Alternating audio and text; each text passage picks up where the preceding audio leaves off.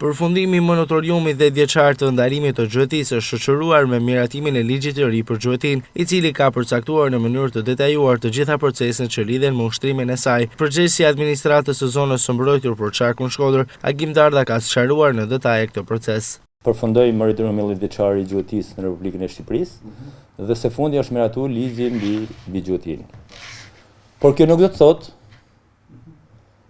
që do të gjuhet pa kriter, sepse ligji ka si qëllim mbrojtjen e biodiversitetit. Në mënyrë më specifike, Darda ka bazuar këtë ligj thekson se me ligjin e ri gjuetisë ndalohet rreptësisht gjuetia në zonat mbrojtura. Ndalohet gjuetia në ligatina. Ndalohet gjuetia e specieve të rrezikuara. Ndalohet gjuetia e shqiponjës. Ndalohet gjuetia në qendrat e banuara në rrugë kombëtare. Ndalohet gjuetia jashtë sezonit gjuetisë.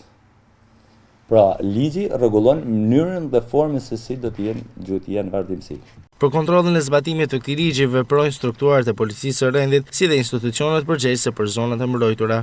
Inspektorati i pyje, inspektorati i mjedisit, policia e rendit, shoqata e gjuetarëve që do ta monitorojnë dhe duhet hekur koncepti monitorimi i gjuetisë e tani më duhet gjujmë.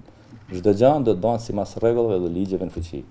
Që të thotë rregullat ku ndalohet dhe kur ndalohet gjuetia do të merren parasysh nga të gjithë gjuetarët e Republikës së Shqipërisë. Nëse vetë administrata e zonave të mbrojtura në mënyrë të drejtë për drejtë kontrollon nëpërmjet rojeve në terren. Rojet tona në terren monitorojnë në mënyrë të vazhdueshme zonat ku janë më problematike për gjuetin, siç kemi pjesën e Velipojës, Lumin Buna, Brigjet e Liçenit Shkodrës. Dhe në çdo rast konstatimi ne njoftojmë organet kompetente, si është policia e shtetit, inspektorati i mjedisit dhe në rast konstatimit edhe bëjmë edhe denuncime për kallëzime penale në raste të tilla.